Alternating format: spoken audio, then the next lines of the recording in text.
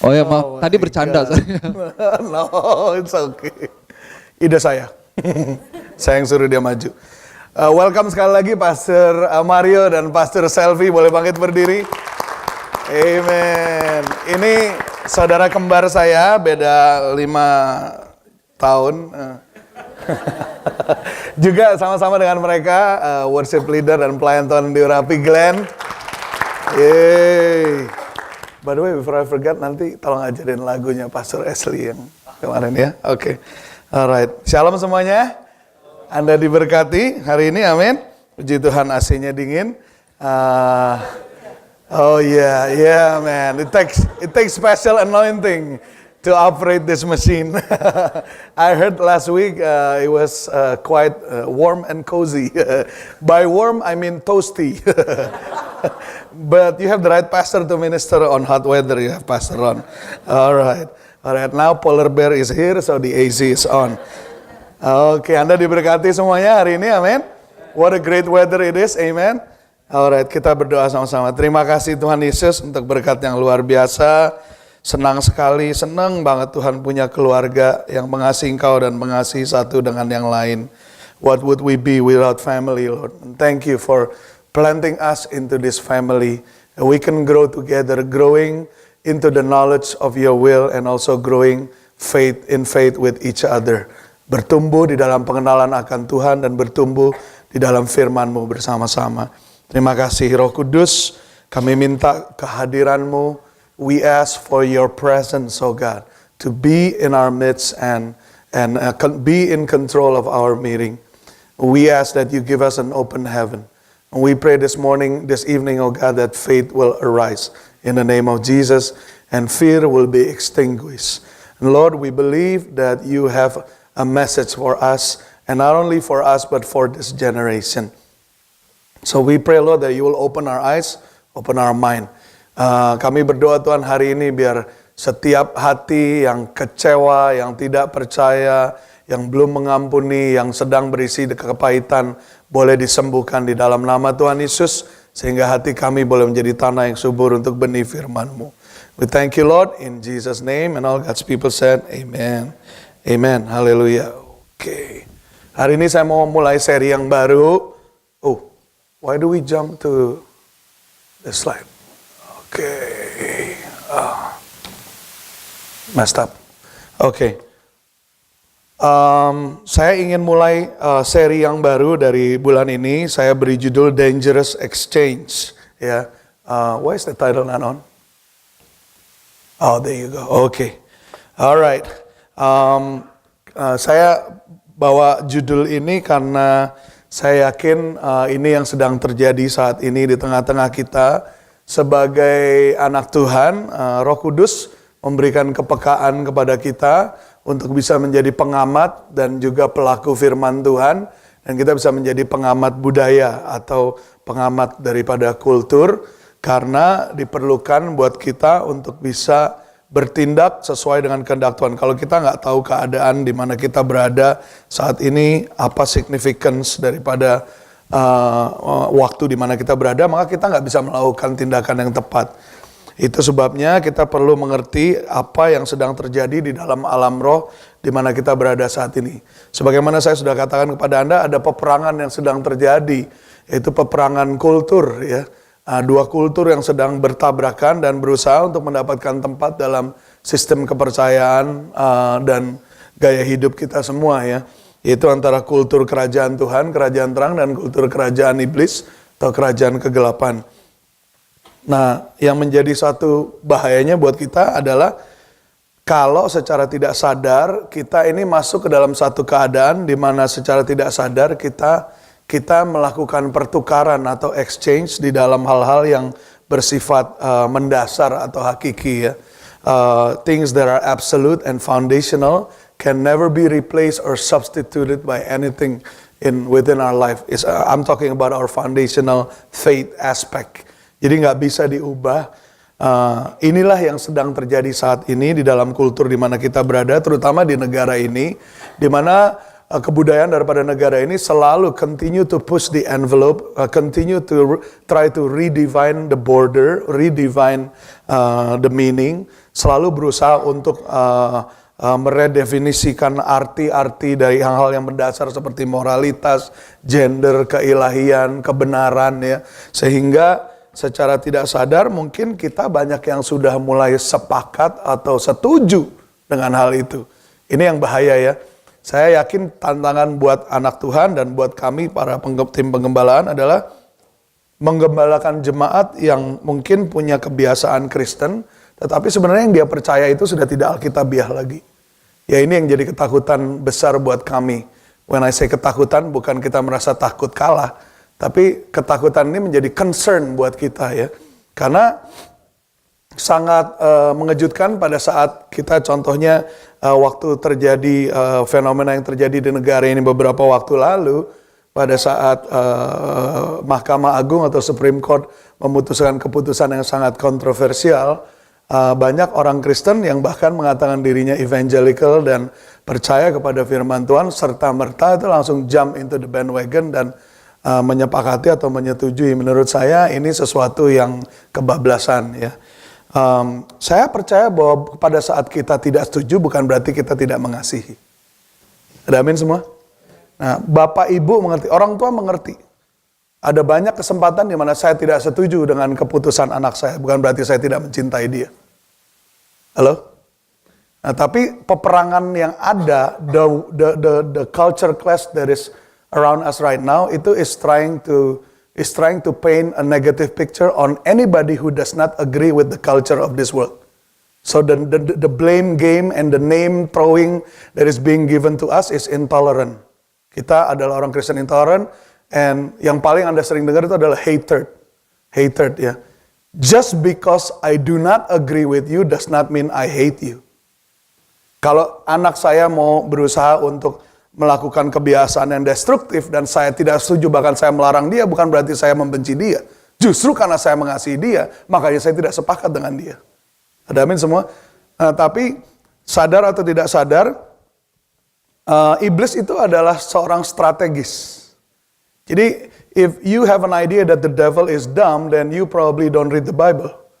The devil is very cunning, very clever, very smart in their approach, and he is a strategist and a legalist. He is a strategist in a way that he will find a way, he will structure a strategy. He will never do something carelessly. Everything is planned and organized and strategically done. That's the devil. And another thing is he is a legalist. What does it mean? He knows he's right. Why does he know he's right? Because he read the Bible.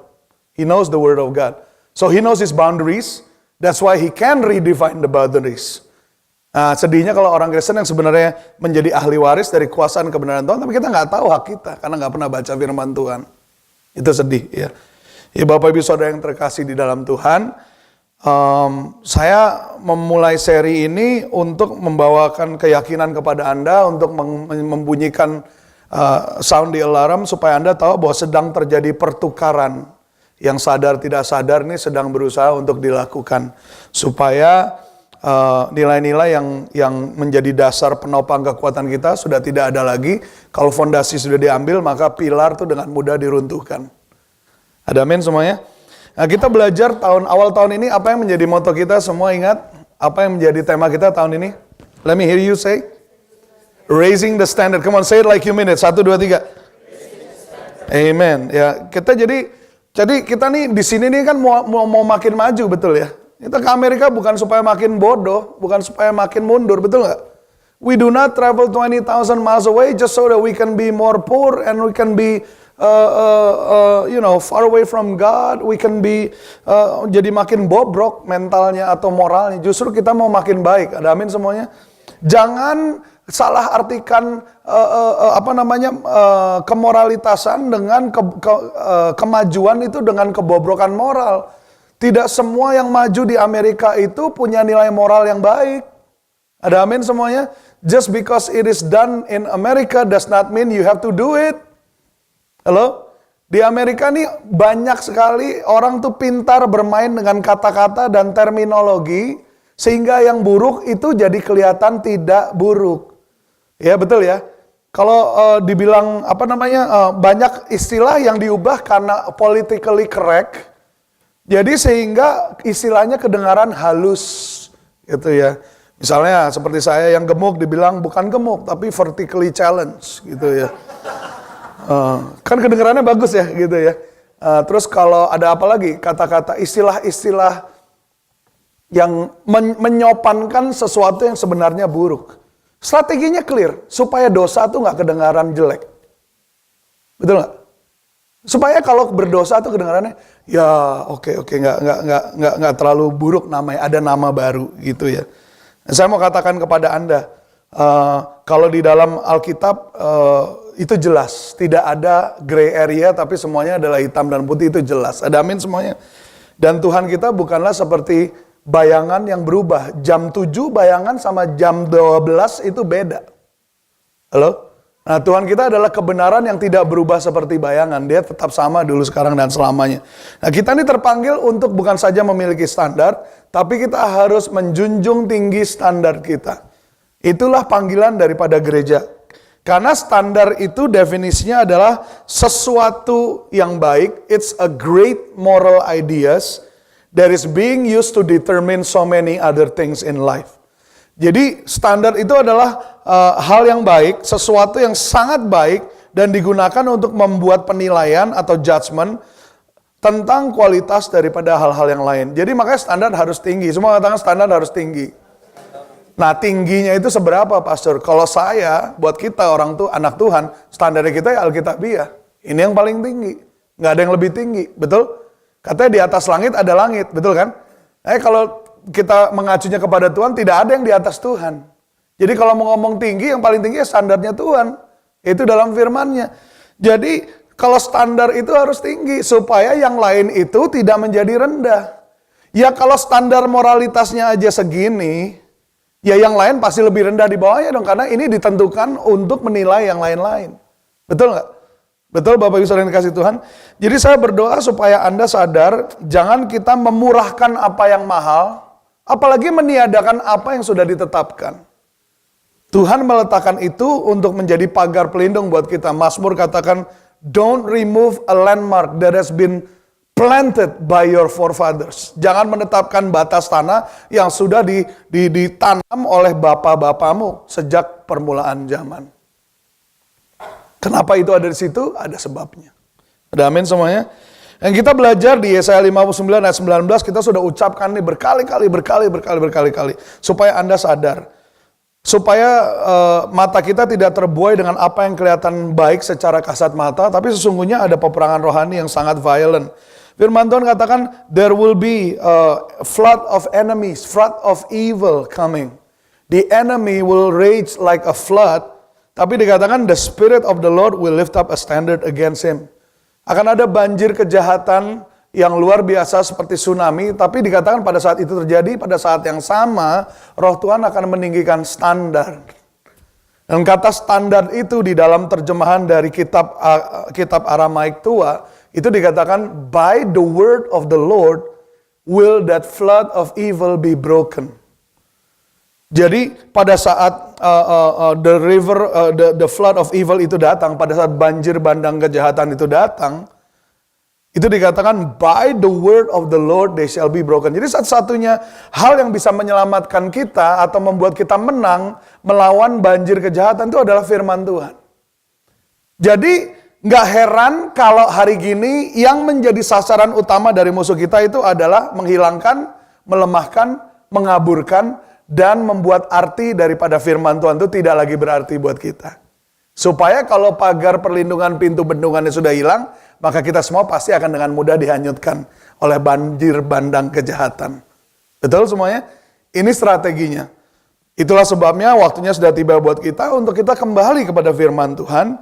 Dan kita menaruh dasar kepercayaan kita kembali kepada firman Tuhan.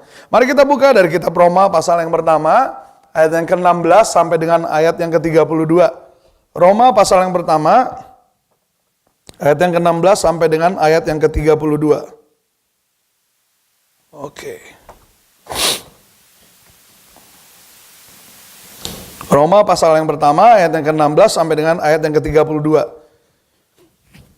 Di sini dikatakan begini, sebab aku mempunyai keyakinan yang kokoh dalam Injil, karena Injil adalah kekuatan Allah yang menyelamatkan setiap orang percaya, pertama-tama orang Yahudi tetapi juga orang Yunani.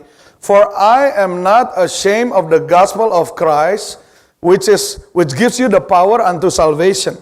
First to the Jew and then to the Gentiles or to the Greek. Ya, ayat 17. Sebab di dalamnya nyata kebenaran Allah yang bertolak dari iman dan memimpin kepada iman, seperti ada tertulis, orang benar akan hidup oleh iman. For in the gospel a righteousness from God is revealed, a righteousness that is by faith from first to last, just as it is written, the righteous will live by faith. Sebab murka Allah nyata dari surga atas segala kefasikan dan kelaliman manusia yang menindas kebenaran dengan kelaliman. Karena apa yang dapat mereka ketahui tentang Allah nyata bagi mereka, sebab Allah telah menyatakannya kepada mereka. Sebab apa yang tidak nampak daripadanya, yaitu kekuatannya yang kekal dan keilahiannya, dapat nampak pada pikiran dari karyanya sejak dunia diciptakan, sehingga mereka tidak dapat berdalih. Jadi orang tidak dapat berdalih mengatakan, oh you know what, saya nggak tahu Tuhan itu seperti apa. Atau saya nggak bisa tahu kuasa Tuhan atau maunya Tuhan seperti apa. They cannot put that as an excuse because it is clearly written in this passage that the glory of God was being manifested through His creation, and it's very plain and clear. You cannot put that as an excuse. Buat orang untuk bisa mengerti kebesaran Tuhan, tinggal buka jendela, lihat kebesaran alam. Dari situ kita tahu kalau ciptaannya aja seperti gini, penciptanya seperti apa. Halo? Lihat di kaca, lihat tubuhmu, lihat keajaiban tubuhmu ya. Itu kalau tubuhmu aja ajaib, ya penciptanya kira-kira seperti apa? Betul nggak? Iya kan? Kita suka kagum ngeliat mobil, wih ini mobil luar biasa hebatnya. Pernah kepikir nggak berarti yang nyiptainnya itu seberapa hebatnya? Kalau ciptaannya aja hebat, apalagi penciptanya, ya kan?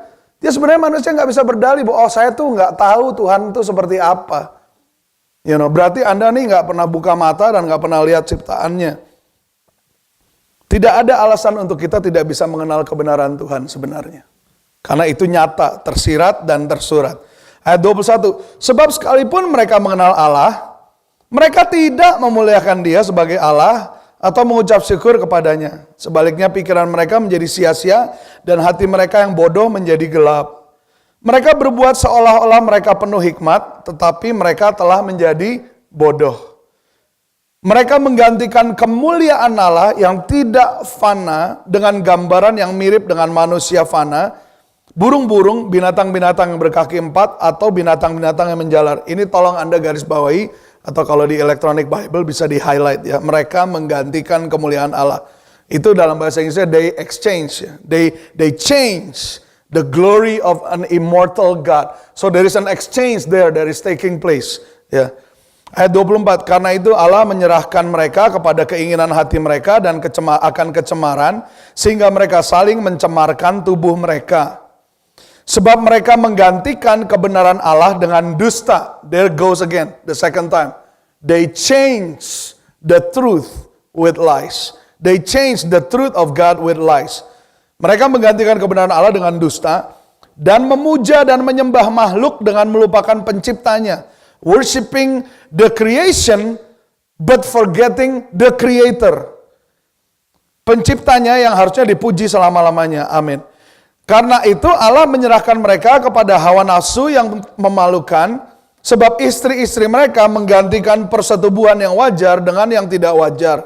Demikian juga suami-suami meninggalkan persetubuhan yang wajar dengan istri mereka dan menyala-nyala dalam birahi mereka seorang terhadap yang lain. Sehingga mereka melakukan kemesemuan laki-laki dengan laki-laki, dan karena itu mereka menerima dalam diri mereka balasan yang setimpal untuk kesesatan mereka. Dan karena mereka tidak merasa perlu untuk mengakui Allah, because they do not think it's important to acknowledge God, maka Allah menyerahkan mereka kepada pikiran-pikiran yang terkutuk, sehingga mereka melakukan apa yang tidak pantas. Penuh dengan rupa-rupa kelaliman, kejahatan, keserakahan dan kebusukan, penuh dengan dengki, pembunuhan, perselisihan, tipu muslihat, dan kefasikan. Mereka adalah pengumpat, pemfitnah, dalam bahasa Inggrisnya gossip, dalam bahasa Inggrisnya gossip, dalam bahasa Inggrisnya gossip, dalam bahasa Inggrisnya skip, CD-nya skip. Pemfitnah, membenci Allah, kurang ajar, congkak, bukan congklak ya, sombong, pandai dalam kejahatan, tidak taat kepada orang tua. Tidak taat kepada orang tua. Skip lagi nih kelihatannya.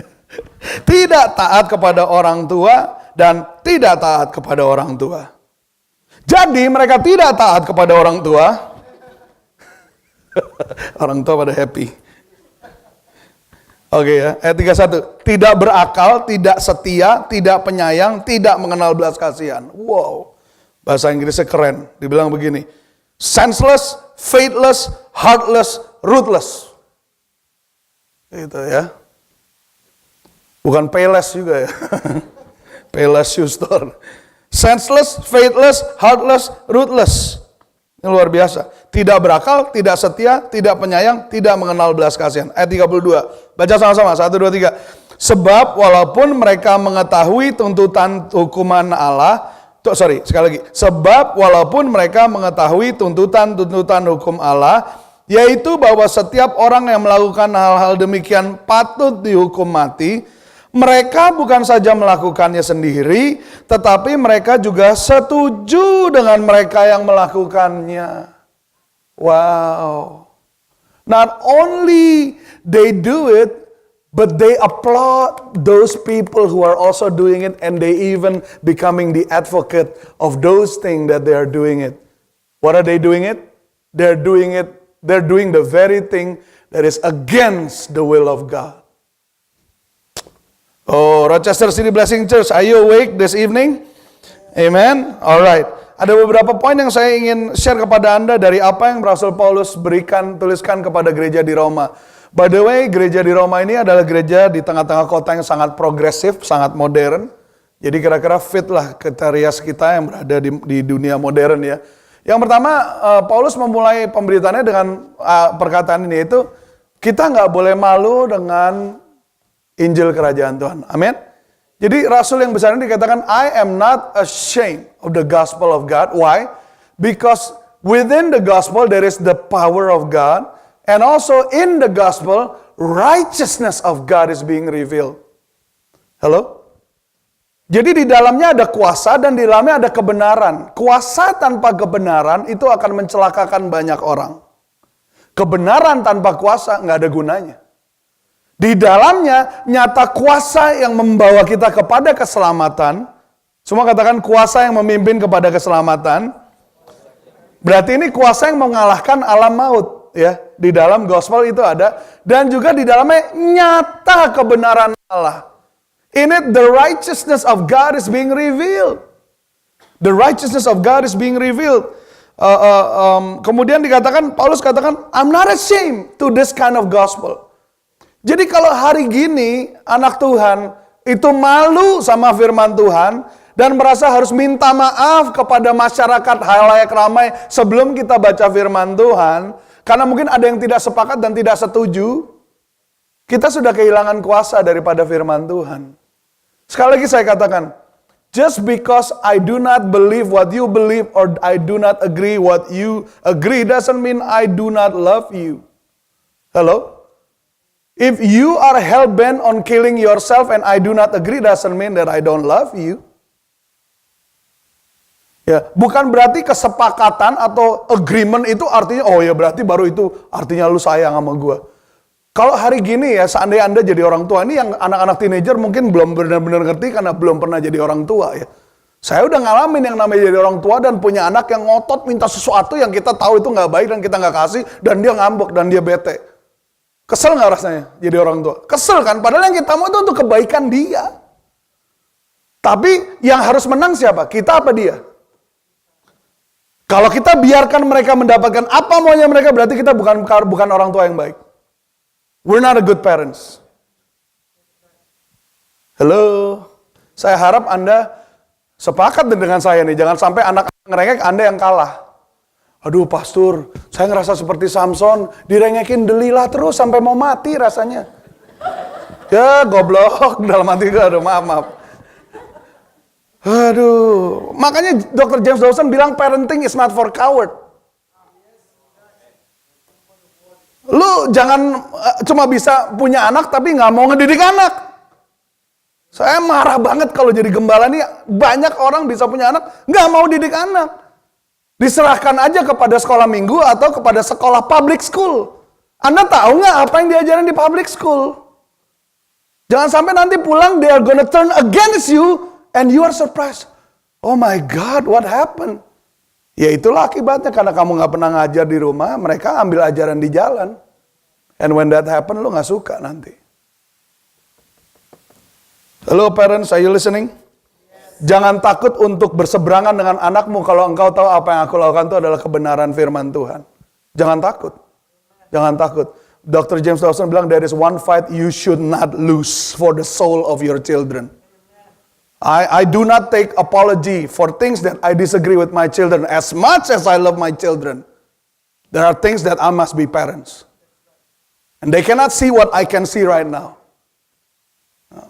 Hello? Kalau hari gini Ibu Susi didebat sama Stacy, terus dia merasa malu dan aduh ya merasa bersalah, aduh iya ya kasihan Stacy. Padahal yang Stacy minta adalah lipstick make up gitu ya.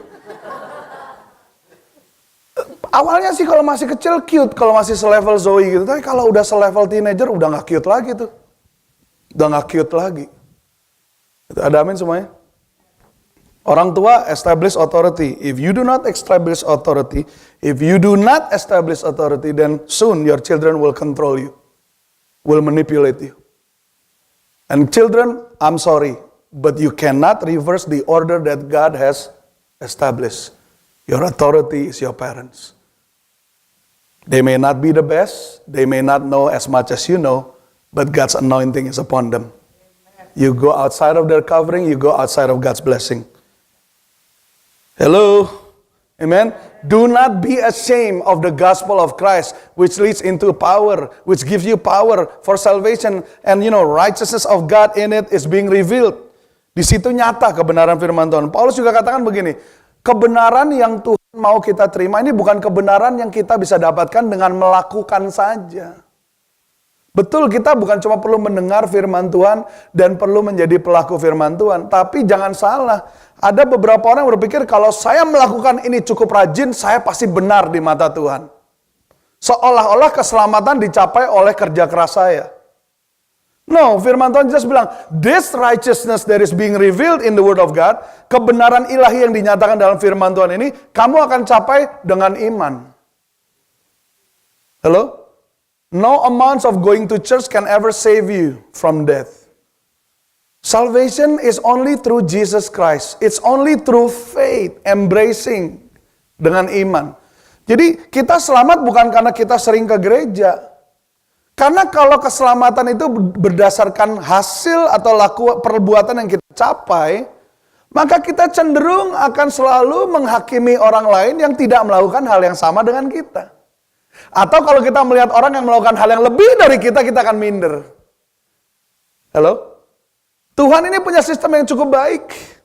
Kebenaran tidak bisa dicapai selain daripada iman kepada Kristus. Jadi kamu terima Yesus, maka kita semua sama di hadapan Tuhan, kita diselamatkan. Di mata kasih anugerah kita semua sama. Yesus waktu tergantung di kayu salib dia katakan, it is finished. So he accomplished the work that his Father sent him, and he give it to you. Jadi kita tinggal terima dengan iman. Aku ini cacat, aku ini miskin, aku buta, aku apa itu personalnya bikin miskin, buta, papa, apa segala melarat gitu. Tapi oleh karena Kristus sudah mati di kayu salib dan membuka jalan buat kita, waktu aku terima ini, aku menjadi anak-anak Tuhan. Amin. Di dalamnya nyata jalan Tuhan dan kebenaran Tuhan. Tapi untuk mendapatkannya kamu harus menerima dengan iman. Ada amin? Itu sebabnya dikatakan bahwa orang benar akan hidup oleh percayanya.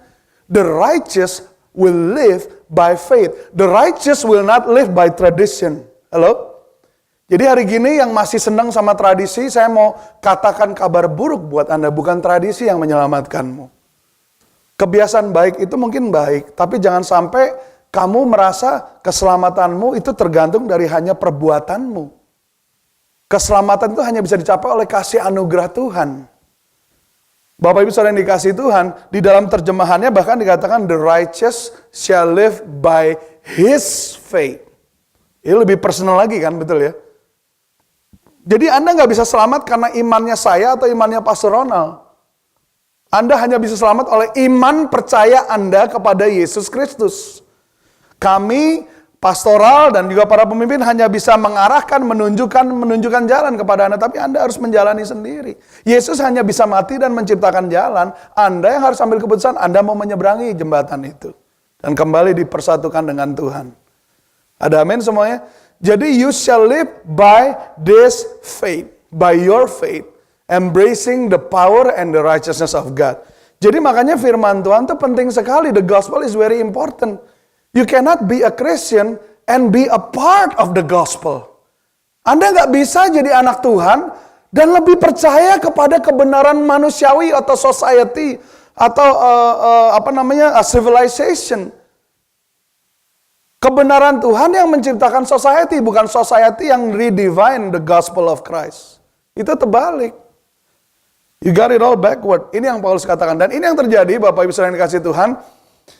Paulus katakan kepada jemaat di Roma, di dalam ayat yang ke-18, itu dibilang begini. Sebab murka Allah nyata dari sorga atas segala kefasikan dan kelaliman manusia yang menindas kebenaran dengan kelaliman. Dalam bahasa Inggrisnya bagus banget dibilang begini. Men who suppress the truth by their wickedness. Ini maksudnya apa?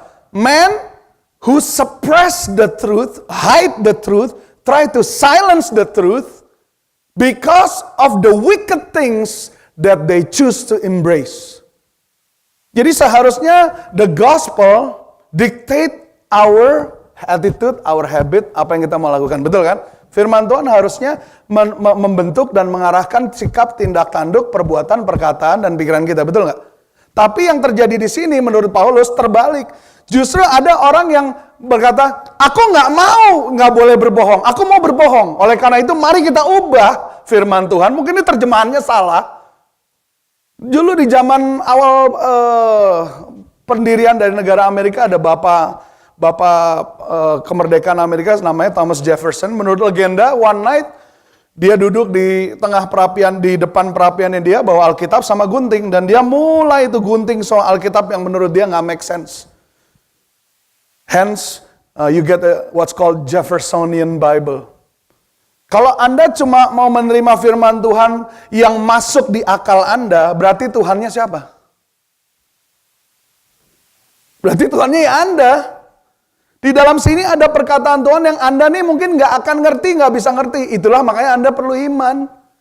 Dan kenapa Anda nggak ngerti? Karena yang berusaha menceritakannya kepada Anda ini lebih besar dari Anda. Kebayang nggak kalau saya ini pencipta kursi ini, besaran mana otaknya kursi ini sama otaknya saya? Itu pertanyaan yang bodoh menurut saya. Nggak punya otak ini kursi. Makanya ini kursi nggak bisa ngajarin ke saya, kamu salah bikin kursi. Kursi itu maunya begini, oh gitu ya. Terus saya mulai take note. Lah ini yang lucu hari ini, what's funny is that because we refuse to live being bound by the truth, instead we choose to manifest our flesh, our wickedness, therefore we continue to redefine, revise, erase, change the Bible so that it can accommodate what our flesh wants to manifest. What is wrong about this picture? Once you remove these boundaries, you're going to lose your soul for eternity. Hello? Gambarannya saya ingat seperti seorang astronot yang melakukan pekerjaan perbaikan di atas antariksa. Itu dia keluar dengan suitnya, tapi dia ada harnessnya. Dia melayang-layang gitu ya. Tapi dia selalu terikat dengan pesawatnya. Removing the boundaries of your morality as the Bible have dictated it to you would be the same like an astronaut say, you know what? I kind of like floating. There's no boundaries. Click, bye. Be very careful. Those who continually try to take off the fences of morality must first pause long enough and think why it is there in the first place. Why is it there in the first place? Men who suppress the truth by their wickedness. Manusia yang berusaha untuk menekan kebenaran Tuhan karena mereka mau hidup sesuai dengan kejahatan mereka. Wow. Nah ini, masalahnya kalau orang-orang kayak gini mereka hidup di kompleks sana, kita hidup di kompleks sini dan mereka nggak main ke sini nggak masalah. Mungkin nggak masalah ya. But the problem is, they are among us. And not only they are among us, they are actively trying to change the agenda.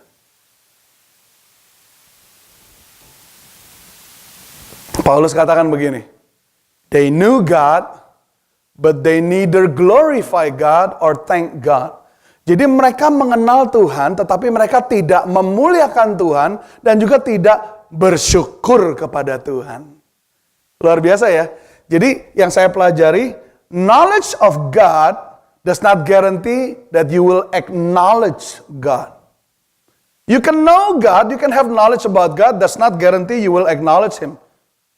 Banyak orang yang tahu tentang Tuhan, bahkan iblis pun tahu Tuhan kok, tapi belum tentu dia mau mengakui Tuhan. Jadi ini adalah orang-orang yang mengenal Tuhan, tapi mereka memilih untuk, I know you, but I don't want to be with you. They're thumbing on God's nose, gitu ya. Ini benar-benar luar biasa ini. Saya minta setiap daripada Anda ini boleh menaikkan antena rohani Anda. You can perk up your spiritual antenna and to be sensitive to the changing of the landmark of our culture, because this is very devastating for our faith. This is very devastating. We are fighting for the soul of our children and the next generation. And if we check out of this fight, kalau kita ini nggak mau bertempur dalam lahan ini, you can begin to say goodbye to your children and to your generation, because they are lost already. Yang terjadi ini, jadi ini kata-kata yang Anda perlu ingat. They exchange the glory of God and the truth. Ini sudah diucapkan oleh Rasul Paulus beribu-ribu tahun sebelum zaman kita. Dia katakan apa di ayat yang ke-23? They exchange the glory of immortal God for images made to look like mortal man. Ya, mereka pertama-tama mengubah kemuliaan Tuhan, mereka mengubah konsep daripada hal yang kudus, yang baik, yang sedap didengar, yang disebut kebajikan, yang merepresentasikan kualitas Tuhan. Mereka ubah, mereka redefinisi, mereka gantikan dengan hal yang fana. Dan yang kedua di ayat 25, they exchange the truth of God for a lie. This sounds familiar, doesn't it? Let me remember for a while. This reminds me of a certain scenario. When you change the truth of God for a lie. Let me see. Where did I saw this last time? Oh, okay. That's in the Garden of Eden. When the snake would approach Adam and Eve and say, did God tell you that if you eat this fruit, you will die? And Eve says, yeah, he did say that. Apakah Tuhan mengatakan kepadamu kalau kamu makan buah dari pohon, apa namanya itu? Pohon apa? Hah? Bukan jambu, bukan. Kedondong. Pohon pengetahuan tentang yang baik dan yang benar. Apa kalau kamu makan pohon ini kamu akan mati? Tuhan ngomong gitu ya? Perempuan itu langsung bilang ya kan? Iya, pegang pun kita akan mati. Nah itu ditambahin nama Eve. Kemudian apa yang iblis katakan? No, surely you will not die. Surely you will not die. Terus Eve langsung jawab, but my name is Eve, not Shirley. Surely you will not die. Hello, Eve here. Iya kan? They exchange the truth for a lie. Ini sebenarnya udah basi. Ini strategi udah dari zaman taman. Strateginya tuh nggak ada yang baru. Cuma manifestasinya masih sampai zaman sekarang. Jadi hati-hati jemaat Tuhan, ada amin semuanya? Ini yang terjadi. There's an exchange that is subtle but fatal. Jadi kelihatannya smooth banget, kelihatannya antara benar dan hampir benar, itu kalau udah jauh kelihatannya nggak ada bedanya.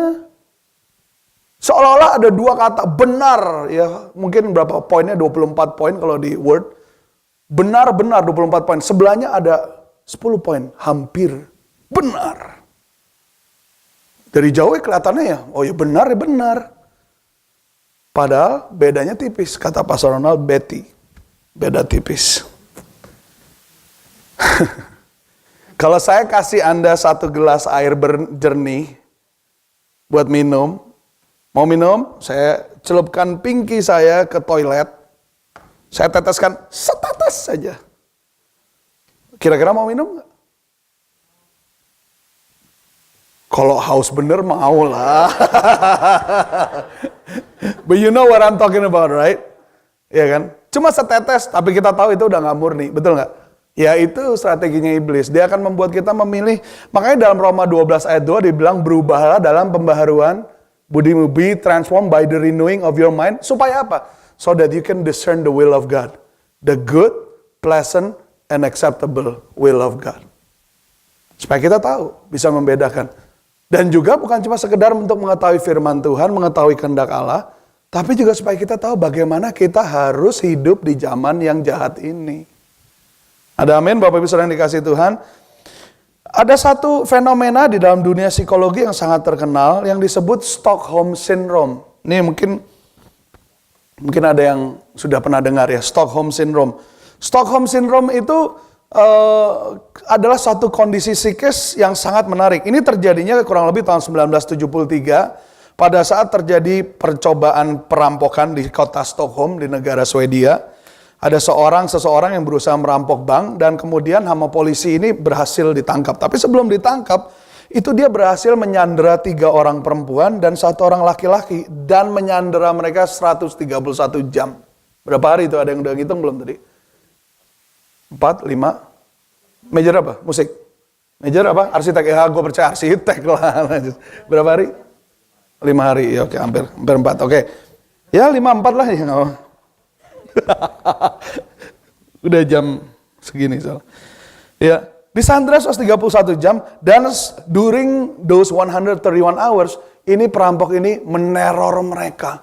Dia menembakkan senapan AK-47-nya, kemudian para sandera itu dikalungin noose. Noose tuh kayak ikatan tambang untuk gantung orang gitu ya. Ditaruh di leher, dibilang, oh, lu bentar lagi gua gantung lo. Itu terjadi selama 131 jam itu dan diteror, tetapi perampok ini tidak mencelakakan orang ini, gitu ya. Nah kemudian akhirnya, finally dia menyerah kepada polisi. Tetapi waktu dia menyerah dan kemudian dia disidangkan, something unusual happen. Ada sesuatu yang tidak biasa nih terjadi yang sangat mengejutkan. Kita mengira bahwa para sandera ini akan tentu saja sangat tidak senang dan membenci para penyanderanya ini ya, hostage takernya atau penjahatnya. Tetapi yang terjadi justru kebalikannya. Mereka berkata begini, kami lebih takut kepada polisi daripada dia yang menyandera kami. Ya, kemudian nggak sampai di situ, nggak cuma situ aja, dia katakan, oh kami tidak membenci orang yang menyandera kami ini. Kemudian dia kata, yang terjadi mereka semuanya menolak untuk bersaksi di persidangan yang mau memberatkan perampok ini. Dan yang paling parahnya, 1 dari 3 perempuan itu akhirnya bertunangan dengan penjahat ini. Nah ini di dalam istilah daripada psikologi dan crime, fenomena ini dikenal sebagai Stockholm Syndrome. Ya, itu asalnya. Dan FBI ini sering menganalisa kejadian ini dari ribuan kasus penyanderaan. Ini nih dia kata FBI melaporkan ini sering terjadi kasus ini ya. Mereka mulai tanya kepada psikolog, apa yang terjadi gitu? Kenapa kok bisa terjadi seperti ini? Nah, psikolog bilang ini, di dalam kasus penyanderaan ada tingkat stres yang sangat tinggi, berbicara mengenai masalah hidup dan mati, dan ada banyak positive human interaction, ya, interaksi manusiawi yang positif yang membuat people's ego defensive mechanism to come into play, ya. Jadi bereaksi, mereka punya ego defensive mekanismenya mereka. Dan apa yang terjadi? Mereka mulai mereka punya definisi mengenai realitas tuh mulai jadi kabur. Dan mereka mulai menolak apa yang sebenarnya terjadi. Dan mereka mulai berusaha di dalam pikiran mereka ini regress into different emotional state. Mereka berubah menjadi memiliki keadaan emosional yang berbeda.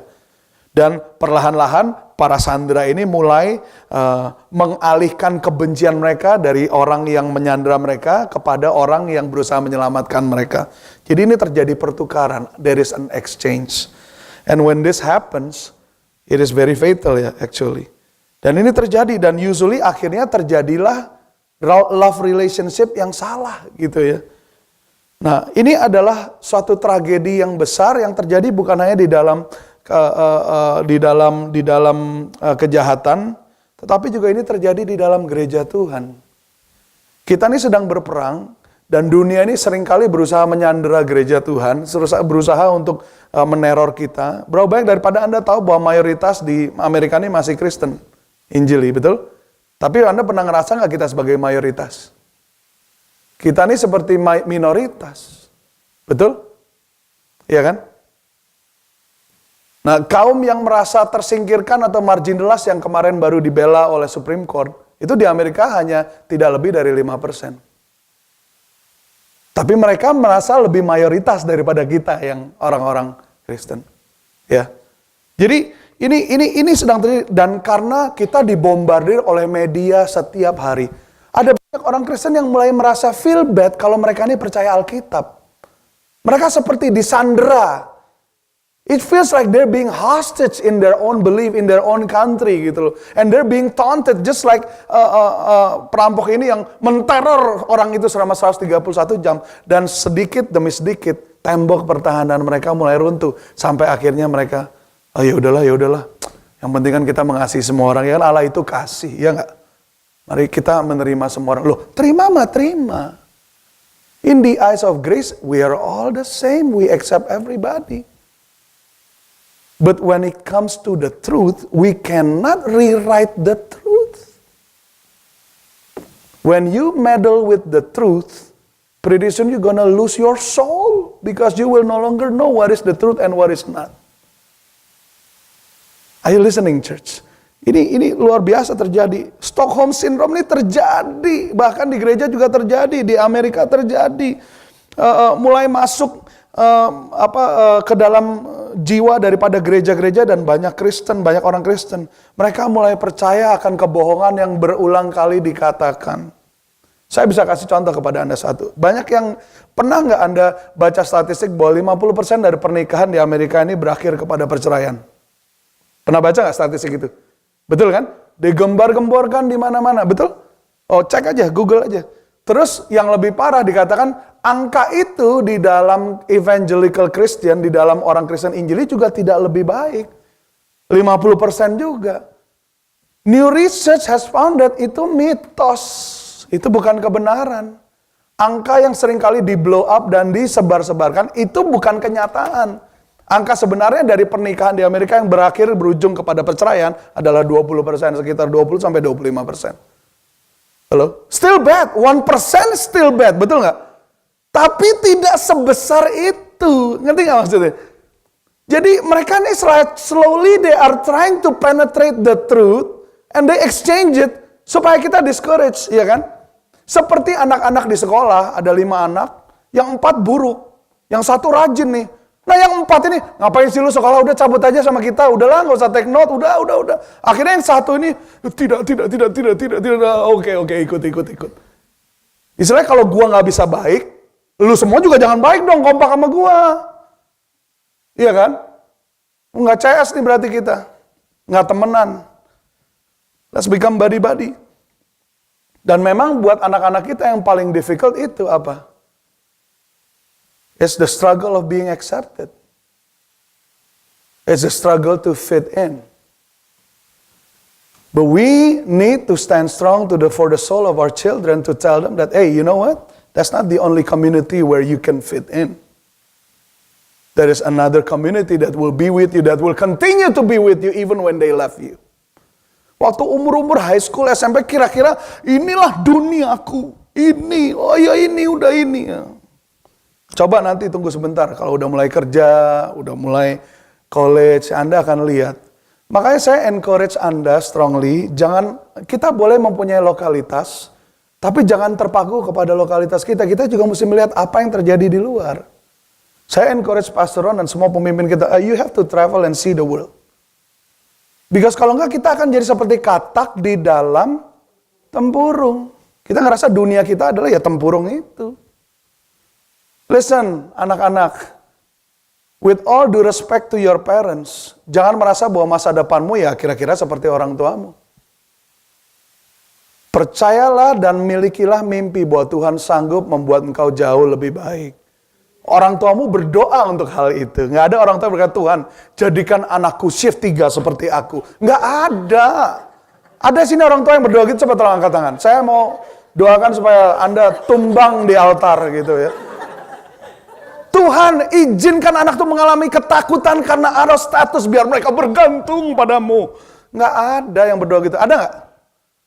Semua orang tua yang waras, sing waras, itu berdoa supaya anaknya lebih baik dari orang tua. Betul nggak? Saya berdoa dan Pastor Ronald sini kita semua berdoa dan we fight for the soul of the next generation supaya Anda tahu bahwa the world is your territory. Bukan cuma oh that's a weak amen. Yang amin bapak-bapak dan ibu-ibu. Anak-anak muda, kamu dengar nggak? Can you hear the sound of my voice? The world is your playground, amen. Don't just be limited by just this. Punya mimpi. Jangan karena keadaan takut bermimpi. Allahmu itu besar. Allahmu besar. Allahmu ini nggak cuma kecil. With all due respect to your community right now, where you are right now, Dover is great, Rochester is great, Somersworth is great. But let me tell you something. We serve the God of the whole universe. Not just this world. Not just America, but the whole universe. So come on, have big dreams. Dan jangan fokus kita hanya gini aja. Pada waktu kita high school, kita ngerasa dunia kita high school. Begitu lulus high school, rada bete, oh Tuhan, aduh. Duniaku ini di high school, aduh, itu di SMP, aduh temanku udah gak ada lagi. Listen, hidup itu masih panjang. Ada banyak yang Tuhan mau lahirkan buat kita semua. Ada amin semuanya? So I feel like preaching to a youth group. But this is not a youth group session, amen? Mari kita waspadai ini. Jangan sampai terjadi Stockholm Syndrome seperti terjadi di dalam kasus ini. Ini sudah mulai masuk ke gereja dan ke dalam anak-anak Tuhan. Sehingga yang benar ini perlahan-lahan digantikan dengan yang salah. Di Alkitab sebenarnya ada. Sindroma ini juga ada di Alkitab. Mari buka sama-sama di kitab Ibrani. Ibrani pasal 12 ayat yang ke-16. Nah minggu-minggu depan ini kita akan ngomong lebih banyak mengenai ini. Ibrani 12 ayat yang ke-16. Itu dibilang begini. Saya baca dari bahasa Indonesianya dulu ya. Dibilang begini. Jangan ada orang yang menjadi cabul atau yang mempunyai nafsu yang rendah. Everybody say nafsu yang rendah. Nafsu yang rendah seperti Esau yang menjual hak kesulungannya untuk sepiring makanan. Sebab kamu tahu bahwa kemudian ketika ia hendak menerima berkat itu, ia ditolak. Sebab ia tidak beroleh kesempatan untuk memperbaiki kesalahannya. Sekalipun ia mencarinya dengan mencucurkan air mata. Ini coba baca paraphrase dari Dr. Patterson di The Message Bible. Dia ngomongnya begini. Watch out for the Esau syndrome. Berhati-hatilah dengan Esau syndrome. Ya. Esau syndrome itu apa? Trading away God's lifelong gift in order to satisfy a short-term appetite. You well know how Esau later regretted that impulsive act and wanted God's blessing, but by then it was too late. Tears or no tears. Wow, ini luar biasa ya. Dalam kitab Ibrani ini membahas tentang seseorang yang bernama Esau, yang di dalam hidupnya ini berbuat satu perbuatan yang menurut saya sangat bodoh dan sangat menghina Tuhan. Esau satu hari habis berburu dan dia merasa kelaparan. Dan karena lapar, dia lewat di tengah, dia lewat di dapur adiknya. Dan waktu itu adiknya karena berasal dari Tanah Wangko, dia lagi masak Brenebon gitu ya. Brenebon dari mana sih? Dia masak Brenebon gitu kan, wah lagi mendidih. Bisa kecium gak kira-kira? Ini abis berburu dong seharian, belum makan, udah mau mati. Bawaannya pikiran lagu dangdut banget, aduh mati nih gua nih mati. Adeknya bikin Brenebon. Babi pula, bukan ayam, no, it ain't no joke, no. Yang bener-bener, waktu dia lihat, wah, berikan padaku semangkok daripada Brenebonmu itu, Tante Foni.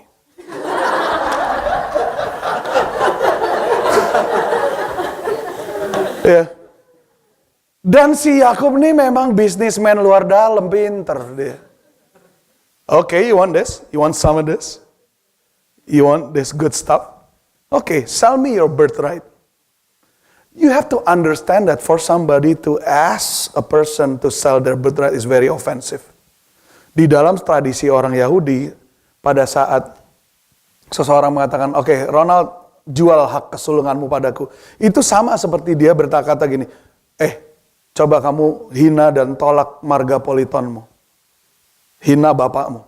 Baru aku kasih nih mangkok ini.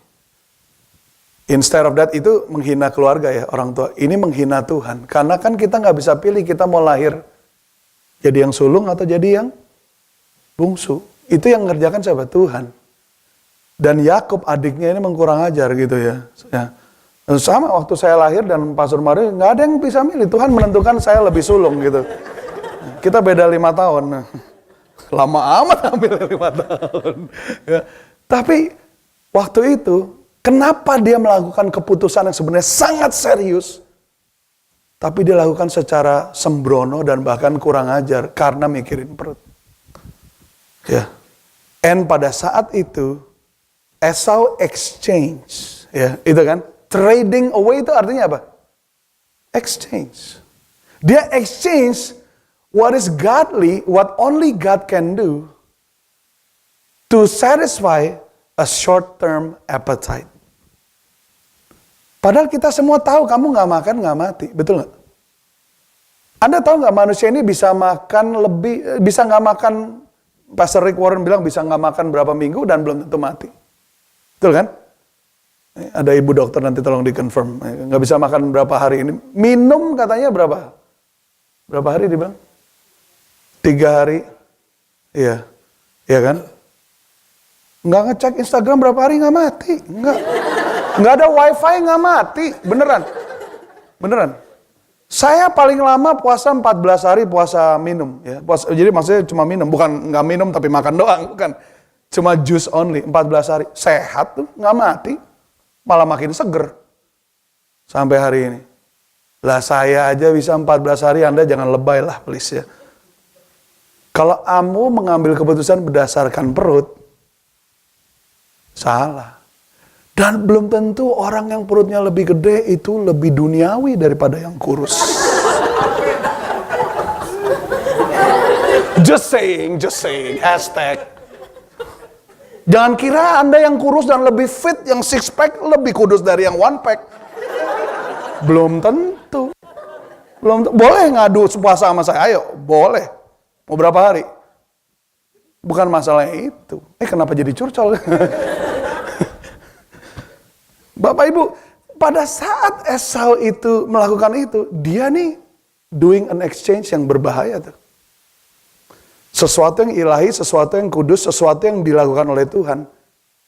Ya inilah, men of wickedness who suppress the truth because they want to live in wickedness. Ya, lihat nih. You well know that Esau later regretted that impulsive act. Semua katakan impulsif. Impulsif seperti kalau lagi di mall, terus tahu-tahu ada ular di mana-mana gitu ya, ada sale. Atau lagi nggak usah ke mall deh hari gini, masih apa sih yang ke mall? Lagi duduk depan komputer, lagi cek email. Tahu-tahu ada 60% Gap gitu ya, 60%, 75% Macy's gitu ya. Mendadak kok kayaknya berat bener ini, tangan terarah ngekliknya gitu ya. Tadinya mau delete jadi open. Impulsif. Makanya istilah buyer's remorse itu cuma ada di Amerika. Di Nigeria kayaknya nggak ada yang nama buyer's remorse. Boro-boro belanja, makan aja susah. Buyer's remorse cuma ada di Amerika. Tahu buyer's remorse apa? Itu suatu kondisi di mana sesudah beli Anda nyesel. Itu first world problem. Di third world nggak ada buyer's remorse, boro-boro di Kedung Sari, di mana nggak ada tuh. Di Wamena mana ada buyer's remorse? Nggak ada. Di Bovendigul ada buyer's remorse? Nggak ada. Orang mall aja nggak ada. Nggak ada cerita gitu. Coba di Amerika. Ya seperti itu. Impulsif. Jadi apa? Vini vidi vici. Saya datang, saya lihat, saya beli. Gua suka, gua sikat, gua pulang. Jadi nggak pernah stop and then mikir. Do I really need it? Kenapa ya setiap kali gue deket ini kok bawaannya gue mau beli? Setiap begitu terima paycheck rasanya like I'm on top of the world. Gitu. It's like, gila nih, $800 satu paycheck. Langsung ke mall. Kalau terima paycheck tuh kenapa nggak pernah? Aku pengen ke gereja deh gitu. Kayaknya enggak. Pengennya ke mall gitu loh. Gue bingung. Berarti you are driven by something, right? And for sure you are not driven by your faith, but you are driven by your impulse. Meledak-ledak tuh di sini. Wah, ya kan pastor, apa yang sudah diterima harus di-share. Oh iya, jangan kayak begitu kali. Nah ini terjadi. Listen, di dalam bahasa Inggrisnya bagus, tapi bahasa Indonesia menurut saya sangat lebih bagus lagi. Karena nafsu yang rendah. Ingat kita ngomong standar. Standar harus, ini orang memilih untuk hidup berdasarkan nafsu. Dan nafsunya rendah. Kalau nafsu sudah rendah, keputusannya fatal. If you are led by a low value of morality, all your decision will be fatal. Because you have exchanged what is good, what is righteous, what is holy, what is high. Ingat gak itu Paulus bilang, ya kan? Pikirkan apa? Yang kudus, yang sedap didengar, ya kan? Yang disebut kebajikan. Fokus on that. Paulus juga katakan apa? Tambahkan dari imanmu apa? Kebajikan, ya kan? Mesti ditambahin semuanya itu. Jadi fokusnya kita ini jangan justru kita ini driven by our lust, by our flesh, but instead we must accept the righteousness of God that is revealed in His Word and allow that righteousness to govern our life. Kita harus mengizinkan kebenaran yang dinyatakan dalam firman Allah dan menaruhnya itu dalam hidup kita dan mengizinkan kebenaran itu mendikte dan mengajar kedagingan kita yang senantiasa berusaha berontak dan memimpin kita. Setiap hari ini ada upaya kudeta di sini. Sadar nggak sadar, betul nggak? Mau ke gereja, di sini berusaha mogok makan lah, mogok apa? Kenapa ke gereja? Kan ada di TV Joel Osteen. Pastor Joel udah kangen sama kamu jarang nongol loh di gereja Lakewood. Itu ya kan, kudeta berusaha mau berbuat hal yang baik. Dan tahu nggak, ini dialami bukan hanya Anda. Bahkan Paulus pun bilang, gue juga ngalamin apa yang baik yang seharusnya aku lakukan, aku tidak lakukan. Jadi just so we know that we are all on the same page when it comes to temptation. Dari Yesus, orang kudus, sampai yang dari kudus pun sekalipun, juga mengalami temptation. Ya, supaya Anda jangan merasa, oh ya itu kan Yesus, itu kan dia, oh ya saya lain, beda. No, kita semua ngalamin temptation. But the moral of the story is, kalau orang ini bisa, kalau dengan kuasa Tuhan orang ini dimampukan, kenapa kita nggak mau percaya? Halo? God is not busy keeping score berapa banyak lu gagal. That's not what He's about to do. That's not what He's doing. But God is always on your side, cheering you up every time you fall. Come on, it's okay. Get up again. Get back up again. Come on. Don't let your failure becoming an event. It's just one thing in your life. It's just an event. Don't let it become a season in your life. You know. Don't let it determine you. God is always on your side, cheering you every time you fall so that you get back up. Jangan sampai kita nih kecil hati oleh karena kita punya kekurangan. Percayalah bahwa Tuhan masih mencintai dan mengasihi kita. Malam ini Bapak Ibu Saudara yang dikasihi Tuhan, mari kita sadar bahwa ada usaha daripada pihak lawan untuk berusaha secara subtle melakukan perubahan, melakukan pergantian. Dan kalau kita nggak hati-hati, kita bisa terseret ke dalam sindrom ini. Ya, ada Stockholm Syndrome di dunia, di dalam gereja, di dalam orang Kristen ada yang namanya Esau Syndrome. Jangan sampai oleh karena nafsu yang rendah, kita menggantikan apa yang kudus dari Tuhan. Ya, supaya kita bisa mengalami segenap kepenuhan daripada kemuliaan Tuhan. Doa saya hari ini, bahwa setiap orang Kristen yang ada di sini itu boleh menerima firman Tuhan. Jangan malu akan firman Tuhan, jangan malu memperkatakan firman Tuhan. Jangan mau firman Tuhan diganti, disubstitusi dengan hal yang kelihatannya baik, tapi bukan firman Tuhan. Baca firman Tuhan. Anda yang katakan, you know what, the Bible is irrelevant, it's written 2000 years ago. Saya mau tanya, udah pernah baca belum firman Tuhan? Udah pernah baca belum? Read the word of God. You are so busy listening to those people who does not believe in this. Why don't you find out for yourself? Read your Bible. Read it. And join the gathering of people who read the Bible. Join this gathering. Join Carousel. Join the youth Carousel. Discuss. Ask questions. It's okay. In this gathering of faith, there is room for questions and doubts. Are you listening, church? Di gereja ini nih ada ruangan untuk bertanya dan bahkan ada ruangan untuk keraguan-raguan. Semuanya juga nggak langsung percaya terus keluar dari kandungan langsung teriak haleluya. Enggak. Kita semua manusia, kita bertumbuh di dalam pengenalan. Kalau Anda katakan, Tuhan, aku masih belum ngerti ini, aku nggak tahu why this. God is not offended. God is God. He's not insecure all of a sudden when you say, Lord, aku belum bisa terima ini nih. It's okay. Tuhan oke kok. The only thing that becomes a problem is when we go against this and say, this is not real. Karena saya nggak ngerti, makanya ini nggak real. Banyak dari kita approach-nya gitu. Gua mau percaya kalau gua ngerti. That is why Abraham disebut bapak orang beriman. Kenapa? Karena di Ibrani 11 dia bilang, Abraham percaya, lalu ia mengerti. Abraham believe, and therefore he understand. Kalau kita kan maunya ngerti dulu baru percaya, betul nggak? Iman adalah dasar dari segala sesuatu yang tidak kita lihat dan bukti dari segala sesuatu yang belum kita terima. You haven't seen it, you haven't grasped it, but it's there, it's calling you. Let's believe in it. Jangan mau apa yang kudus itu digantikan dengan apa yang manusiawi. Jangan izinkan pertukaran itu terjadi. Jangan terseret di dalam Esau Syndrome. Trading God's lifelong gift over to satisfy short-term appetite. Jangan sampai standar kita turun menjadi standar nafsu yang sangat rendah. Saya berdoa hari ini supaya setiap daripada kita boleh bangkit dan kembali kepada supremasi dari firman Tuhan. I'm not ashamed of the gospel of God, which is the power that leads to salvation. And in it, the righteousness of God is being revealed from faith to faith. For it is clear, because it has says that the just shall live by faith. Ada amin semuanya? Haleluya, mari kita berdoa.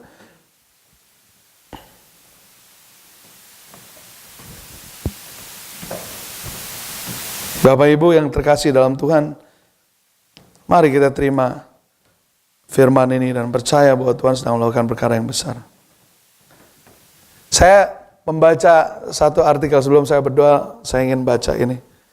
Ada satu kejadian di mana sebuah toko itu dibobol maling. Tetapi yang menarik adalah waktu mereka membobol toko ini, mereka nggak mencuri apa-apa. Tapi apa yang maling ini lakukan apa?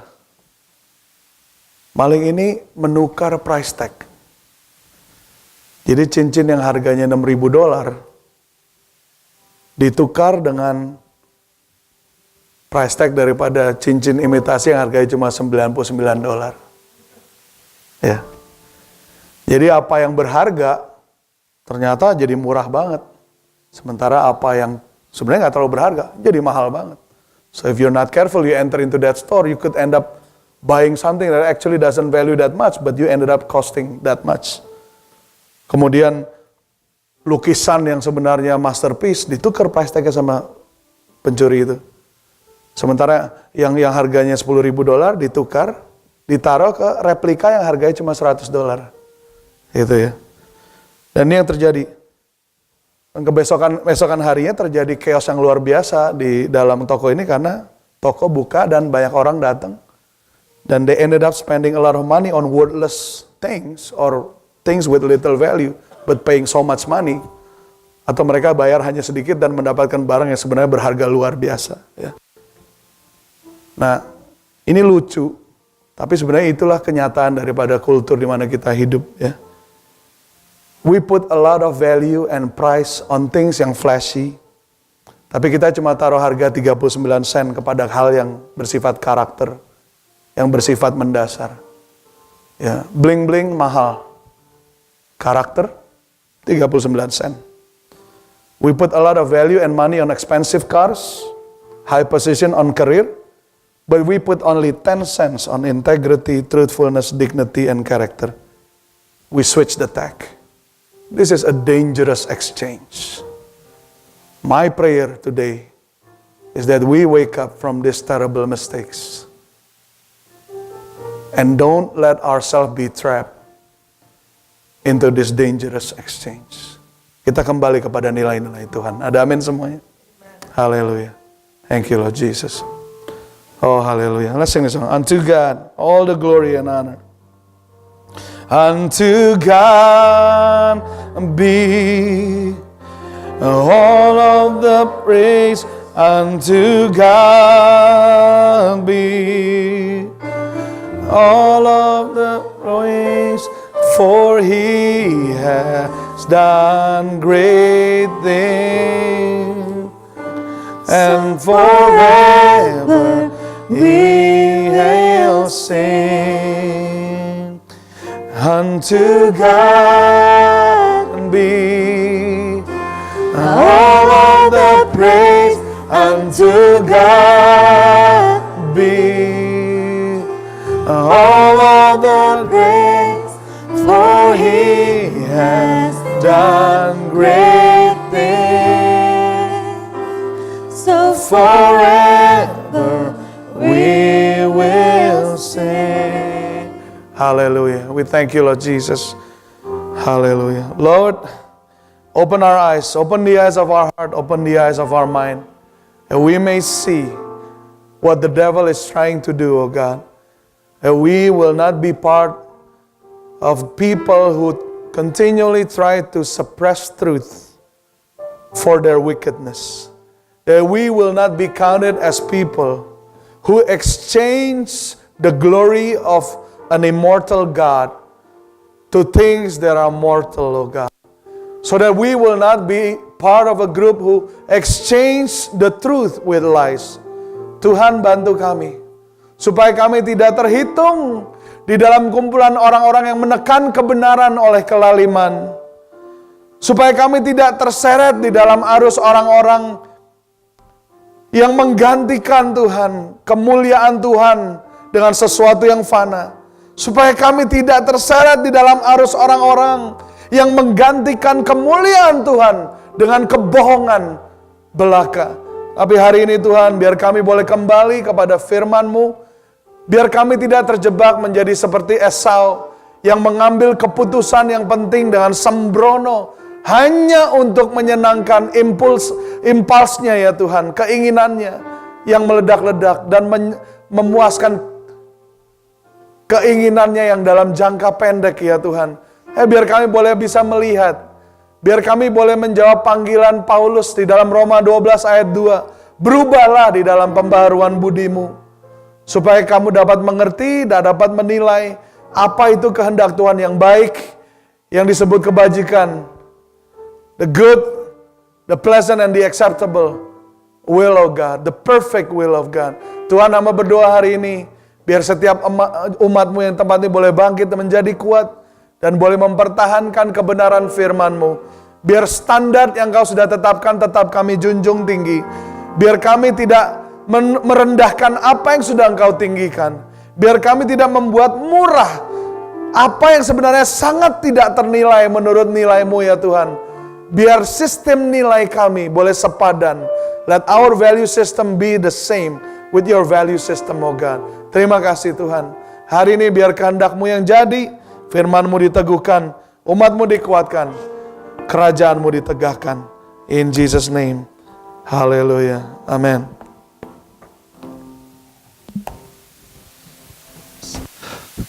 Saudara, mari kita siapkan hati kita untuk mengambil bagian di dalam tubuh dan darah Tuhan. Kita siapkan hati kita untuk